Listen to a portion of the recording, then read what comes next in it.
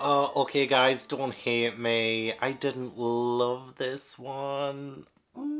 I struggled, I'm not gonna lie. I really did struggle with this one. I didn't think it was like terrible by any means or anything like that. I still appreciate the story and what it did, but there are only so many times I can see the same thing happening over and over and over again. Tomie, who we have met before actually, I did read a story that's also included in here called Painter. So I have met Tomie and I do know the character. It's like these men get this uncontrollable infatuation with Tomie without her even doing anything. Like, if anything, like, she is not that nice a person. Like, all it is really is like very, well, it seems to be superficial, but sometimes it's not even that. It's so inexplainable how men react to her, which I actually think is a great commentary on how men act in general in society, like in real life. But like, I don't want to go too far down that rabbit hole because I don't want to piss anyone off. So I do think there is conversation there 100% to do with like the themes of that. So I won't discredit that at all. In all of these men, I mean, not always men.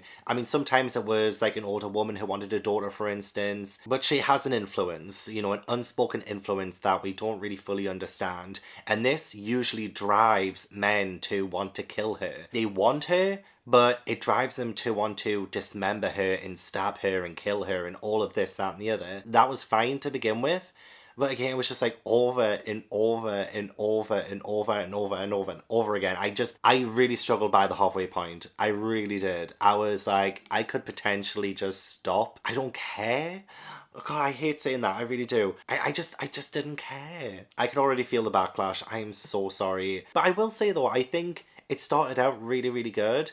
And this is mainly, well, almost episodic. Almost every chapter is a different scenario with different people who surround themselves with Tomie or a version of Tomie. Because, yeah, whenever she is dismembered or whenever a part of her is taken off, she sort of duplicates or like regenerates even from these dismembered pieces. Which, honestly, it is a fascinating and really disturbing thing to happen. So I don't not like that. It's just, I got bored. I got like really bored of it so quickly, and I don't even think we really scratched the surface on how disgusting the regeneration could have been. Like, there were certain times and certain points in this where it was a bit disgusting, but I just feel like the majority of this book is just men being infatuated with Tomie. That's like the majority of it. Like, that is, I would even say like 77% of this book is that men being infatuated with Tomie. And I just don't care for that much. It comes across as a little bit of a succubus kind of storyline, and I've never really been that taken with succubus storylines. Succubi. So unfortunately it was like a bit of a misstep for me. But I will say I loved the first chapter, like the first ever story we get in this, because we have Tomie as a girl in school and everyone in her class are mourning her death and they have a funeral and everything, but then Tomie walks through the door the next day and everyone's like, wait, hang on, how is Tomie here? She died. And even the teacher's like, what? And you know what, actually there was some really interesting and creepy undertones to what could have potentially happened with this teacher too. Like, really disturbing, really inappropriate shit there. And I found that so fascinating and interesting. But on a school trip with Tomie and the people from this class, Tomie ends up getting pushed off like a cliff by, I think it was by the teacher, and the children kind of cover it up for the teacher, and the teacher gets himself and some other boys in the class to dismember Tomie into, was it 43 pieces? 42 pieces, sorry, 42 pieces.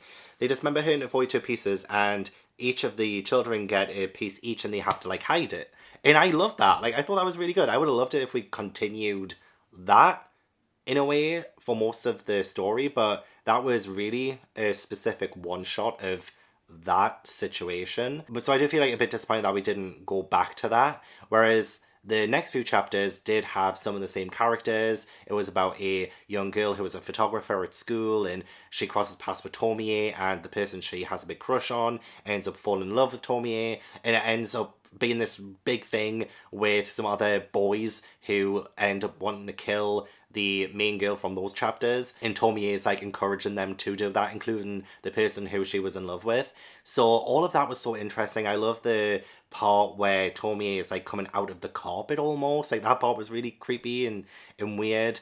But I think after that, I really was starting to get really bored with the repetition, because I didn't think it warranted this many stories. I think some of the stories were just so, just didn't need to be there. Oh, I will say as well, I really enjoyed the hair story, where a couple of girls put the hair from Tomie that they find in a box in one of the friends' father's studies. And this hair kind of takes over, very reminiscent a little bit of Uzumaki, with the hair coming alive, but not exactly in the same way. Oh, where was it? Oh, here it is. Yeah, and just the way that it changes them into being like Tomie, and it is absolutely creepy having like the hair coming out of the face like that. Like, that does make me gag. Like, even the idea of swallowing hair, I don't know why, but that makes me gag. Oh, yeah, see, and then when the friend who had more of Tomie's hair on her, and it just like comes out of her face and out of her mouth, and it completely consumes her, it's so disgusting and awful. And I would have loved to have seen more stuff like this, rather than a guy falls in love with Tomie and ends up killing her over and over and over and over again. That happens so often, and there are like different stories as well. There was one about a babysitter, and Tomie is like a baby. It's odd. It's so weird. And that was a good little story. There was one about divers who end up seeing Tomie bodies coming out from the ground, and one of them gets like eaten alive. And there are some really good parts to it. I absolutely do think so. And I actually really enjoyed the last few chapters too, how some of it kind of connected. There was a guy who was injecting babies with Tomie's blood, and we kind of have a chapter that flashes back to this person who was that guy who was injecting babies. And it turns out like he was a model who crossed paths with Tomie and ended up losing his beauty because of her. And so he has this like vendetta against her to try and ruin her life by making these babies turn into Tomie so that one of them can grow old and be ugly. And it's also a great exploration into jealousy and revenge and vanity. Like, there is so much to unpack. There really is. I think we still could have had the impact with way less chapters. So I think maybe if I had have not read it all in one sitting, I might have enjoyed it if I like spaced it out over the course of a few weeks.